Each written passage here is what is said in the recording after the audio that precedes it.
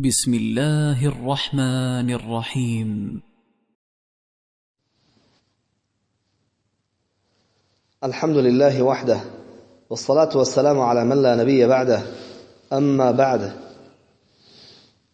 چنانه که در درس گذشته مقدمه و سرسخن در بابت شکننده های اسلام که شناسایی از شکننده های اسلام پیدا کردن ما شرح دادیم و سر آغاز نواقض یکم را همچنین شرح دادیم که این شرک در عبادت الله سبحانه و تعالی می باشد و گفتیم که درس آینده ما یعنی درس نوبتی ما این چه است؟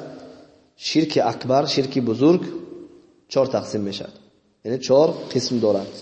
یکم شرک در دعا است، دوم شرک در نیت و اراده و قصد است، سوم شرک در اطاعت و پیروی کردن است، چهارم شرک در محبت است. و انشاءالله که این 4 نمود از شرک اکبر که انسان را از دایره اسلام خارج میکند حالا شرح داده می شود. شرک در دعا و در طلب نمودن این چه است؟ دعای درخواست است، دعای عبادت است، فرقی ندارد. دعا اصلا یک عبادت است، چون که پیامبر صلی الله علیه و سلم فرمودند که الدعاء هو العباده، یا در حدیثی که با سند ضعیف آمده است گفتند الدعاء مخ العباده، دعا مغز عبادت است. پس ما باید بدانیم که عبادت چون که گفتیم دعای عبادت مانند که اصل عبادت است و به معنای دعا حسابیده می شود، نماز هم، روزه هم، سجده هم، ذبح هم، نذر هم، اینها همه عبادت حساب می شود.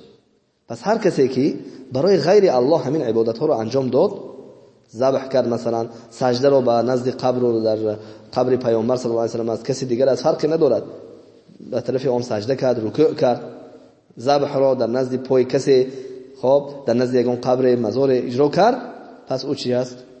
عبادت رو کسی که برای غیر الله انجام داده حساب شده، شرک اکبر را به جا آورده، از دایره اسلام خارج شده است. الله سبحانه و تعالی می فرماید فمن كان يرجو لقاء ربه فليعمل عملا صالحا ولا يشرك بعبادة ربه احدا. هر کسی که امید ملاقات و دیدار الله را دارد باید عمل صالح انجام دهد و در عبادت الله کسی را شریک قرار ندهد. و این آیات ما را تشویق میکند، ما را امر میکند که ما در عبادت الله باشیم و نهی میکند که در وقت عبادت الله را صرف نمودن عبادت ها رو به غیر الله صرف نکنیم. و الله در قرآن باز میفرماید که قل ان صلاتي ونسكي ومحياي ومماتي لله رب العالمين لا شريك له وبذلك امرت وانا اول المسلمین. در سوره انعام آیه 182 162 الله میفرماید یگان شکی نیست به درستی که ای پیامبر بگو که نماز من و قربانی و ذبح من و زندگی من و مرگ من همش برای الله است، خالص برای الله است تنها، یعنی همه برای الله صرف میشه، که اون پروردگار جهانیان که شریک ندارد و به همین چیز دستور یافتم، یعنی که مرا الله به همین چیز امر کرد و من اولین مسلمانم. و همچنین دعای طلب نمودن، درخواست نمودن، پس از کسی از غیر الله در آن چیزی که خاص الله قدرت دارد که آن را بدهد، آن را از غیر الله طلب کرده شود، آن انسان مشرک است، بیگون شک مشرکی مرتد است. به مانند کسی که از مردگان، از بت‌ها، از درخت و از چوب و از هیکل و از هر چیزی که نباشد، از جاهای قدمجا میگویند، از قبر است، از قبر صالح میگویند، از قبر اولیاء میگویند، پیرها میگویند، از غایبها است، از پیامبرها است، از ملائکه است، کسی طلب میکند، پس او شخص چی میشود؟ مشرک میشود. الله سبحانه و تعالی در سوره جن آیه 18 میفرماید که و ان المساجد لله فلا تدعوا مع الله احدا. و بدانید که مسجدها خاص الله است، برای الله است، پس هیچ کس را همراه الله عبادت نکنید. پس یعنی دعا عبادت است، اما دعا رو مثلا ای پیامبر مرا مدد کن، شفا مرا، ای پیامبر مرا در قلبش رفته مرا شفا بده. کسی که در حج میرن در آنجا مشاهده میکردیم که ما در وقت حج میدیدیم از تمام گوشه کنار دنیا حاجی ها میرفتن در نزد قبر پیامبر صلی الله علیه و سلم میرن، قبله برعکس از قبر پیامبر را دیده سجده میکردن، نماز میخوندن، شفا طلب میکردن، رزق طلب میکردن، فرزند طلب میکردن. با کسان دیگر برای حاجی ها لطه و چیزهای دیگری میدهند، از بیماران میگیرند و در همون سیمخوار یا در همون سیتکه هایی که در آنجا وجود دارد در همون پنجره ها که در اطراف قبر پیامبر صلی الله علیه و سلم است میگذارند و مالش میدهند، گویا که از اون پنجره های آهنی و طلایی و غیره ها شفا امید میکنند از پیامبر صلی الله علیه و سلم. این شرک اکبر است، انسان مشرک میشود، از دین خارج میشود. الله سبحانه و تعالی میفرماید در سوره یونس آیه 105: وأن أقم وجهك للدين حنيفا ولا تكونن من المشركين ولا تدع من دون الله ما لا ينفعك ولا يضرك فإن فعلت فإنك إذا من الظالمين. و بدانید که گفت الله سبحانه و تعالی وأن أقم وجهك للدين حنيفا، بدین روی آور، یعنی اینکه بدون کجی از حق، دینی که آن چه است؟ دین حنیف است، کج نیست، آن راست است، مائل به سوی حق است. بدین روی آور و هرگز از جمله مشرکان نباش. پیامبر صلی الله علیه و سلم را امتش را الله خطاب کرد و گفت که ولا تدعو من دون الله، و جز الله چیزی دیگر را که به تو فایده نمیرساند و ضرر نمیرساند، ببین غیر الله نه فایده رسانده میتواند نه ضرر. این قبر و این مزار اولیاءها و صالحها و پیامبرهایی که وفات کردند دیگه تمام از آنها چیزی فایده رسانده نمیشه، فایده نمیرسد و ضرر هم نمیرسد برای کسی. آنها رو دعا نکن. الله در آیه 105 106 سوره یونس فرمود فإن فعلت فإنك إذا من الظالمين، و اگر این کار را اجرا کردی تو از جمله ظالمان هستی. و این ظالم یعنی به معنای چی است؟ مشرکان. شرک ظلم بزرگترین ظلم این شرک است. ببینید الله سبحانه و تعالی چگونه نهی نمود. و همچنین شرک مشرکان را الله سبحانه و تعالی در سوره عنکبوت خبر داد که فاذا ركبوا في الفلك دعوا الله مخلصين له الدين فلما نجاهم الى البر اذا هم يشركون. وقتی که به کشتی مشرکان سوار میشدند در داخل بحر اقیانوس ها، وقتی که چی کمی آبخیزی میشد و کمی آب حرکت میافت و دیگر آب حرکت یافته وقتی حالت خوف به حالت خوف و خوفناکی تبدیل میافت، آنها بت‌هایی که پرستش میکردند و عبادت میکردند، شفا و رزق و فرزند و همه چیز رو عبادت ها رو به آن صرف میکردند، میگرفتند و در دریا میآقادند، در بحر میپرستند الهی خود را، الهی که پرستش میکردند، خدایی که پرستش میکردند، خداهای باطلشون میگرفتند و چی میکردند؟ الههای باطلشون می انداختند در داخل دریا، میپرستند، دیگر اهمیت نمیدادند. چرا که گفتن دعوا الله مخلصین له الدین. الله میگه آنها وقتی که به کشتی سوار میشدن این حالت طوفان و حالت آبخیزی بحر و خوفناک که شد، الهایشون میدونستند که به کار نمی آید، نه فایده و نه ضرر داده میتونند، میگرفتند و میپرتافتند. دعوا الله مخلصین له الدین، تنها الله را با اخلاص عبادت میکردند در دین. یکی اونها این معلوم شد که میدونستند که اللهی که اون یگانه است، اون ضرر را دور کرده میتونه. اما فلما نجاهم الى البر، وقتی که نجات میافتند به سوی خشکی باز میرفتند، اذا هم یشرکون، باز همون مشرکی پیشتره باز عبادت الله را ترک کرده به عبادت بت پرستی و همان الههای باطل را باز ادامه میدادند. پس این آیت دلالت بر آن میکند که عبادت، این دعا رو فقط از الله طلب میکردند. الله چه که در اینجا گفت در وقت سختی، اما وقتی که در آسانی در تنجی آرامی میرفتند، باز به شرکشان به همون دعا رو از همون مردگان و یا از بت‌ها طلب میکردند. از همین جهت شیخ الاسلام محمد ابن عبدالوهاب رحمه الله در کتاب قاعده چهارگانه‌اش میگوید که یعنی که شرک این امت از مشرکای قریش هم بدتر است. چرا که مشرک‌ها در وقت سختی مصیبت الههای خودشون میپرتافتن، الههای باطل، معبودای باطلشون، بت‌هایشون را، و چه میکردن؟ تنها از الله طلب میکردن. و اما در این امت باشد مشرکایی که به نام مسلمان هستند و دعوای مسلمانی میکنند، ولیکن اسلام و دین اسلام از آنها بیزار است و آنها هم در دایره اسلام نیستند. اینها از همون مشرک بت پرست قریش هم بدتر هستند. چرا که اینها هم در تنجی و آسودگی و امن و امان و آرامی در نعمت و هم در سختی و مصیبت و در دچار وزنینی ها باز از غیر الله طلب می‌کنند. بیمار شوند هم، قرضدار شوند هم، دیگر بلا و مصیبت ها گرفتار شوند هم باز نزد قبر و مزار میروند و از غیر الله طلب میکنند. چی مصیبتی گرفتار شوند میرن محکمه کافر با قانون کفری دموکراتیک اون هم شرک حسابیده میشد حل میکنند. ببینید و اما در حالت تنجی آسودگی امن و امان و آرامی باز هم چه از غیر الله طلب میکنند. پس وقتی که الله حتی فرزند دهد هم شفا دادن باز از همان قبر و مردگان همون کسانی که قبر پرست هستند چی میکنن؟ پرستش میکنن. و این دلالت بر آن میکنه که مشرکای زمان ما حتی که دعوای مسلمانی میکنن اینها بدتر و قبیحتر هستند از همون مشرکای بت پرست قریش. این احکام نمود شرک که این شرک در دعا بود. و اما نمود دوم این شرک در چی است؟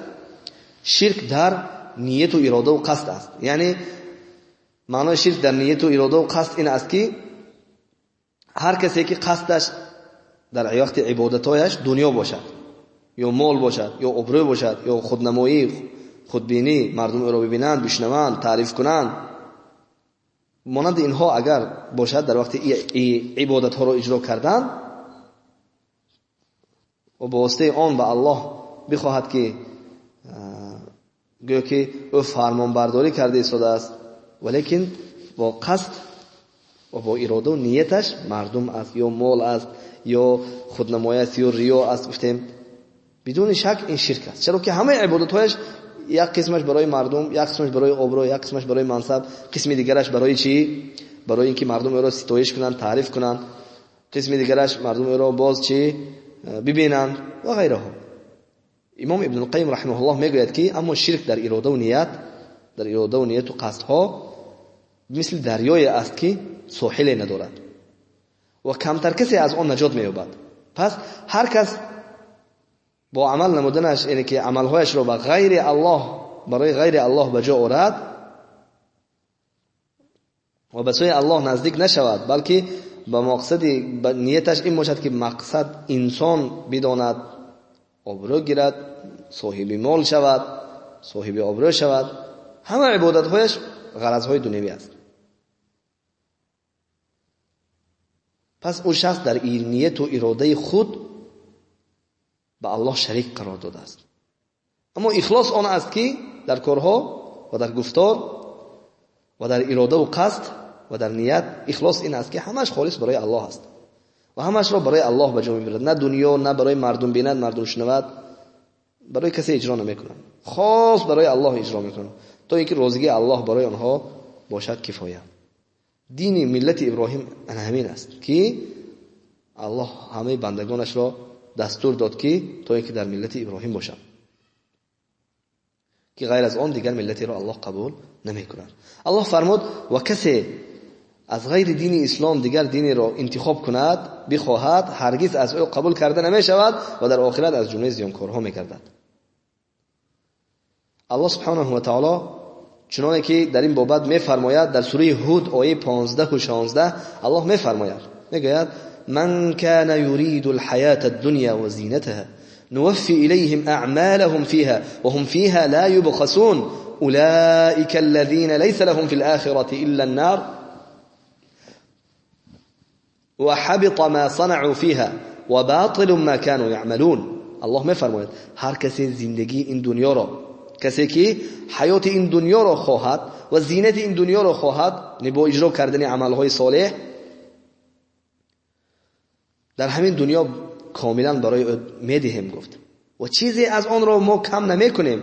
همه نیت‌هایی که عملهای صالح را به اراده دنیا و با مقصدهای دنیا به جا می آورد ما همش را میدهیم حتی کم نمی کنیم. اینان کسانی هستند که در آخرت نصیبشان غیر از آتش جهنم چیزی دیگر نیست. بله در دنیا مکافاتشان را گرفتند اما در آخرت برای آنها چیزی نیست و آنچه در دنیا انجام دادند برباد شد باطل و حبطه شد رفت و آن عملهایی که داشتن از بین رفت و باطل شد.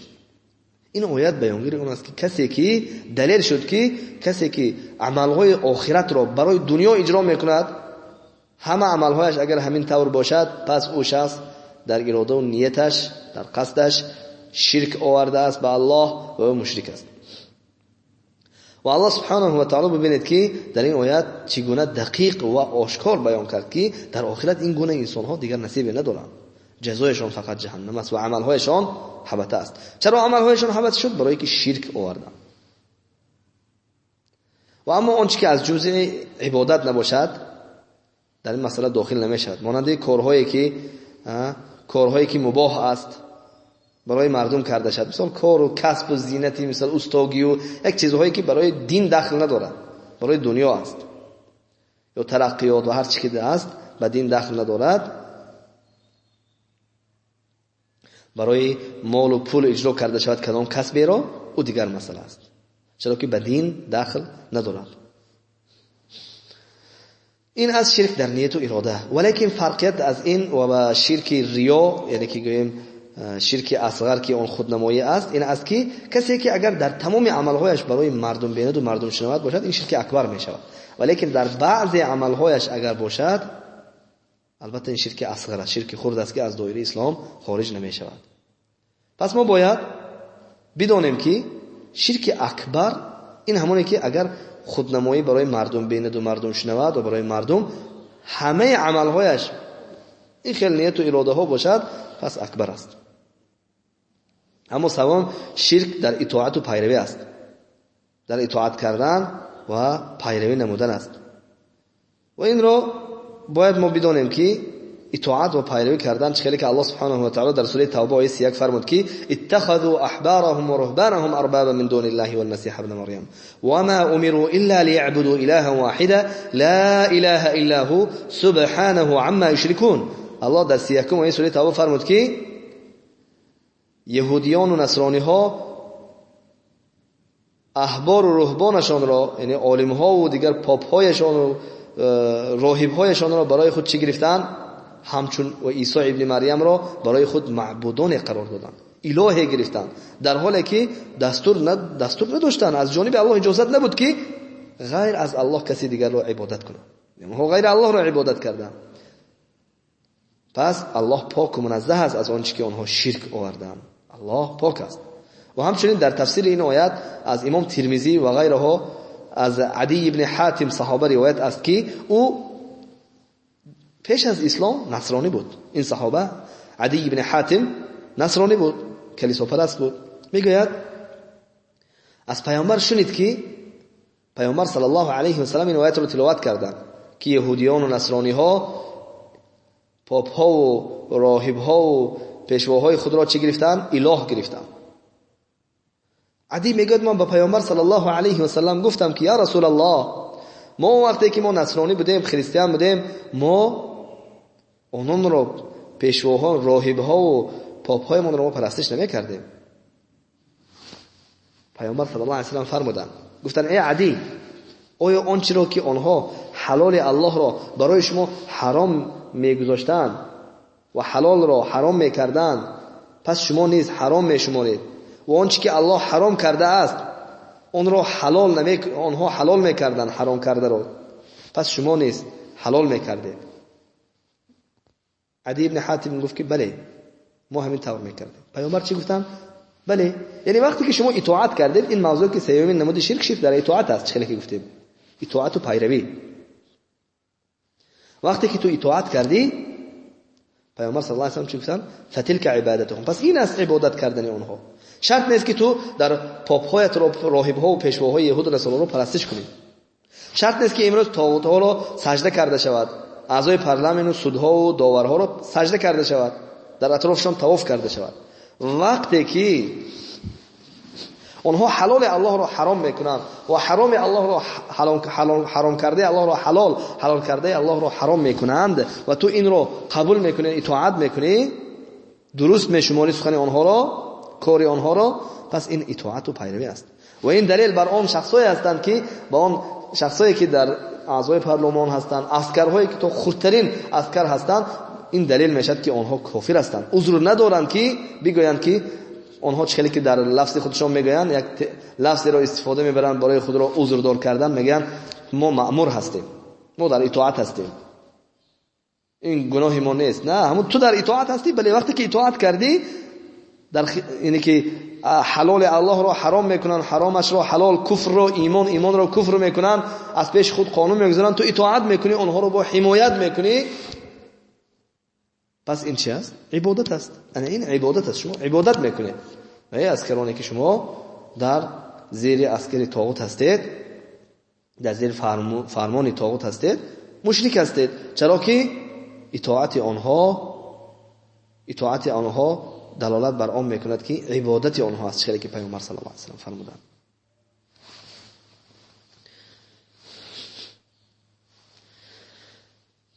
و ابن جریر هم در تفسیرش از طریق ابو البختری میآورد از حذیفه ابن الیمان صحابه که پیامبر صلی الله علیه و سلم آیات را تلاوت کردند و فرمودند که آنها رو عبادت نکردند، یعنی سجده نکردند، ولی در معصیت ها از ایشان پیروی کردند. یعنی پیشواهایشان و عالم‌هایشان و سردارهایشان و رئیس‌هایشان را یهود و نصارا سجده نکردند، اله نگفتند، بلکه در اون چیزی که خلاف، یعنی که دین الله است، چیزی که گفتیم حرام الله را حرام کردن پیشواها، حرام را حلال، حلال را حرام، اونها پیروی نمودند. این است که انسان در با این نمود اطاعت و پیروی کردن کافر میشود. شیخ الاسلام ابن تیمیه این مسئله را با عقیده اهل سنت و الجماعت شرح داده، میگوید که و این کسانی که عالم ها، رئیس ها و راهب و پاپ ها و پیشواهای خود را جز الله اله گرفتند، از آن جهت است که حلال کردن آنچه که الله سبحانه و تعالی حرام کرده است و حرام کردن الله سبحانه و تعالی را حلال کردند، از ایشان پیروی کردند. این مسئله به دو تقسیم میشد. یک قسم کافر میشوند در این مسئله، یک قسم دیگر فاسق میشوند. قسمی که کافر میشوند این است که آنها دین الله را میدانند. همین مردم عادی، یعنی مردم میدانند که همین رئیس ها، پاپ ها، حاکم ها، یعنی که راهب ها و اینها که حلال الله را حرام، حرام الله را حلال میکنند، میدانند که آنها دین الله را تغییر داده استادند. پس در تغییر از آنچه که آنها تغییر میدهند باز پیروی میکنند و در نتیجه پیروی کردن آنها را اعتقاد هم داشته باشند که آنچه که الله حرام نموده است حلال است، یعنی حرام کرده الله حلال است. چه خیلی که امروز مثلا در دولت‌های کفری دموکراتی پرسنت که با همون ربایی که الله در قرآن حرام کرده است، معامله ربوی پرسنت رو با طریق کردیت حلال کردن. بانک ها در کار است و کسی خواه عالم است، خواه عامی است، عادی است، فرقی ندارد. گوید که یعنی که کردیت حلال است. وقتی که حلال گفت، حرام کرده الله که ربا است، در قرآن الله در یک چند جایش حرام کرد، آن را حلال گفت. وقتی که همینش رو حلال دانسته اجرا کرد، پس او شخص کافر می شود. و بمانند همین بسیار است که زن گرفتن با نکاح 4 تا زن که شریعت اجازه داده است در دولت‌های دموکراتیک کفری حرام است، جریمه است، شرف است. و اما با چند دختری که میگردی با طریق زنا و با طریق عاشقی و معشوقی روا است. یعنی حرام کرده الله را حلال کردن، حلالش را حرام. و کسی که این را میگه که بله من همین خیلی عقیده دارم، در همین رأی است، آنها رو پیروی میکند در اساس این کودکس ها، پس کسایی که در این گرفتار شدند چی میشوند؟ کافر میشوند. گرچند که خیلی که گفتیم آنها به دین پیامبرها مقصد میدونن که مخالفت کرده ایستاده است. پیامبرها حلال گفتن، پیشواها حرام گفته ایستاده است. پیامبرها حرام میگوید، پیشواها حلال میگوید. میدونن که کفر به الله و رسول، لیکن با وجود همین آنها را اطاعت میکنن. این شرک در اطاعت است، شرک در پیروی است. گرچند که نماز نخواند، سجده نکرد به آنها، اله نگفت، پس کسی که در خلاف دین اسلام با وجودی که علم دارد که وای چیز خلاف است، ضد شریعت است، ضد اسلام است، باز میگیرد اون را پیروی میکند، اون انسان در اطاعت الله را آنها را به الله شریک کرده و مشرک شده است. اما دوم گروه که هستند اعتقاد دارد که همون حلال الله حلال است و همون حرام الله حرام است، ثابت است. و اما این پیشواها حرام الله را حلال، حلال الله را حرام کرده ایستادن، اینها کفر کرده ایستادن. این طور عقیده دارد. ولیکن از ضعیفی ایمانش بعضی از کارها را به جا میبرد. مثل چی میکند؟ همین زنا و دزدی را حرام میداند. با وجود حرام دانستش باز گاه میشد که گرفتار میشه. این بدترین گناه را میکند لیکن کافر نمیشه، چرا که حلال را حلال، حرام را حرام میداند.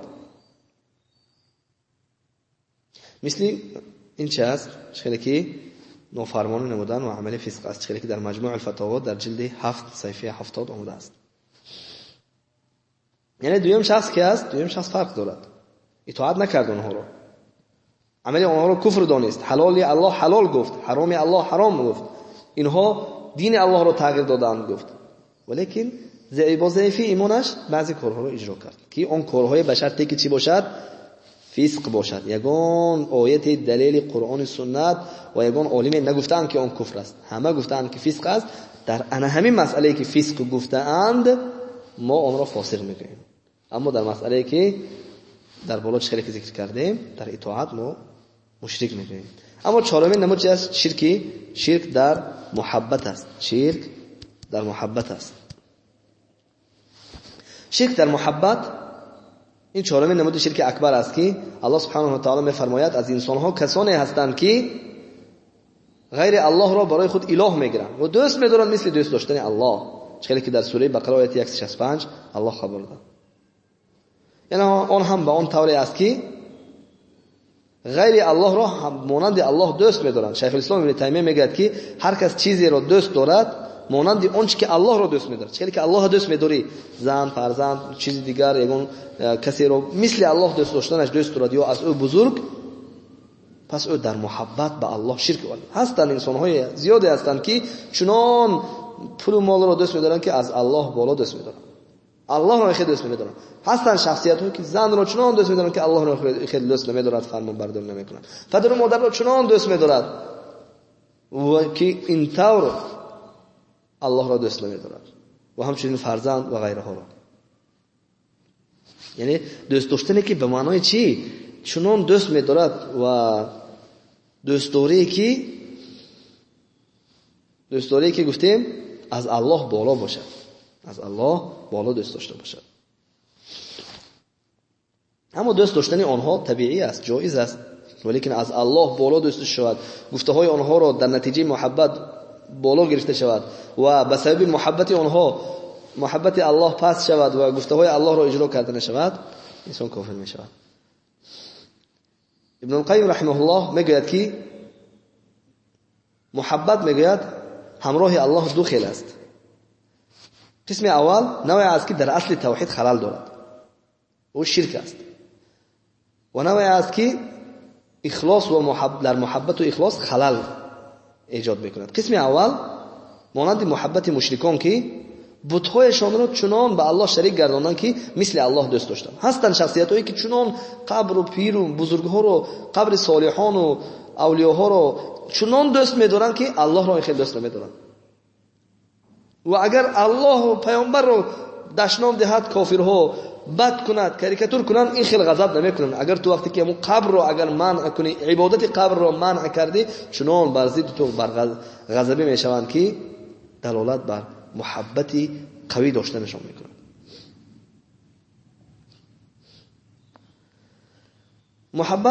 محبت پرستش است، دوستداری است که ترس، امید، عبادت و عبادت و مقصد طلب کردن از قفای این دوستداریشان می آید که همین خیلی سخت می‌دارند که دوست می‌دارند، در نتیجه از همان اولیاء، مردگان، از روح و ارواح و گذشتگان طلب میکنند. نتیجه چی؟ نتیجه محبتشون است، محبت شرکی. و این شرک به الله است که الله آن را نمیبخشد.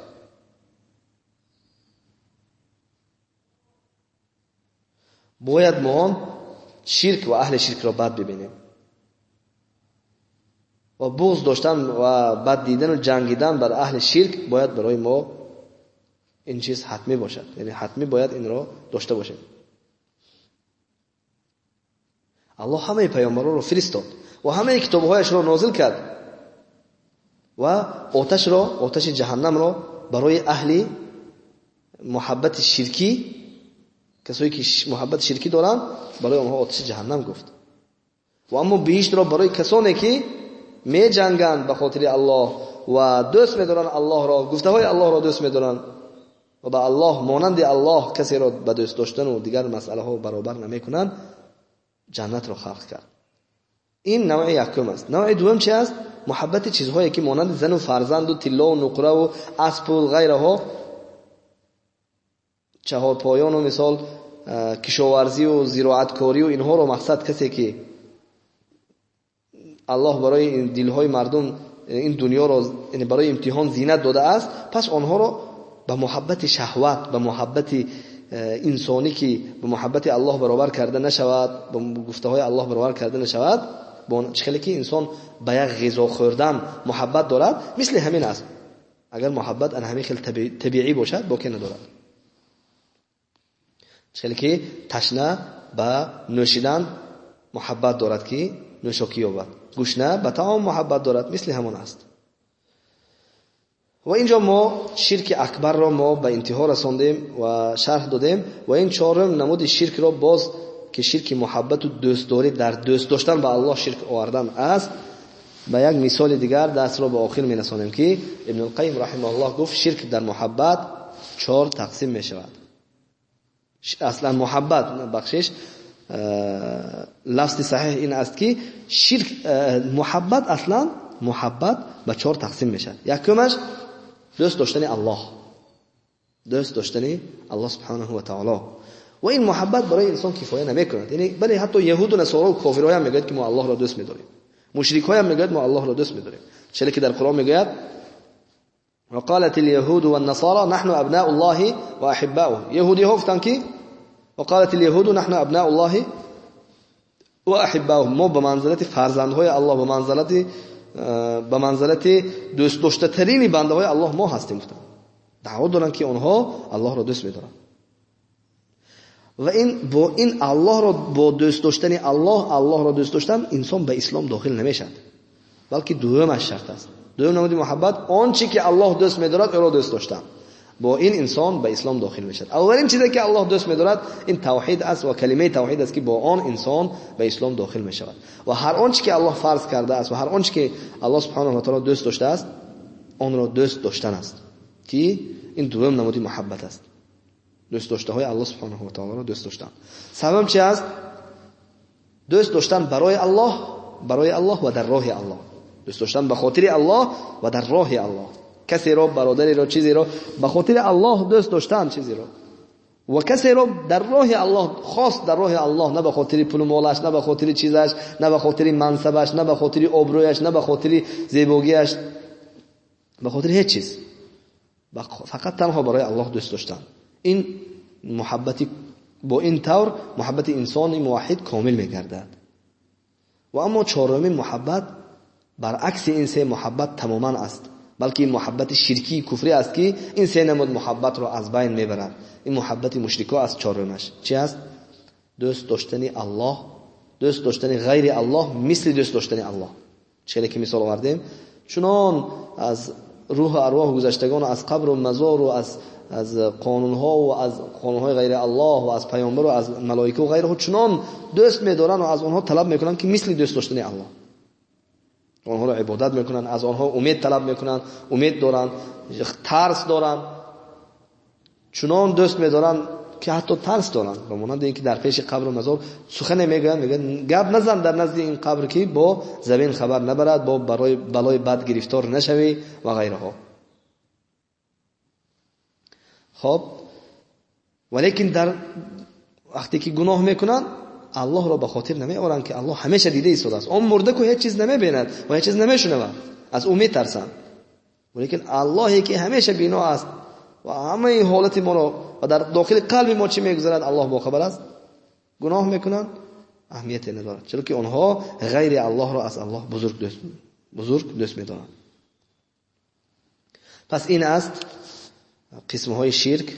امید است که فهمشته باشد که کسی از این شرک های بزرگ را یکی از آن را بجا بیارد از اسلام خارج شده مشرکی مرتد میگردد و جمیع عملهایش حبط میگردد و اگر توبه نکرد ابدالابد در دوزخ باقی میماند. و صلی الله و سلم علی نبینا محمد و علی آله و صحبه.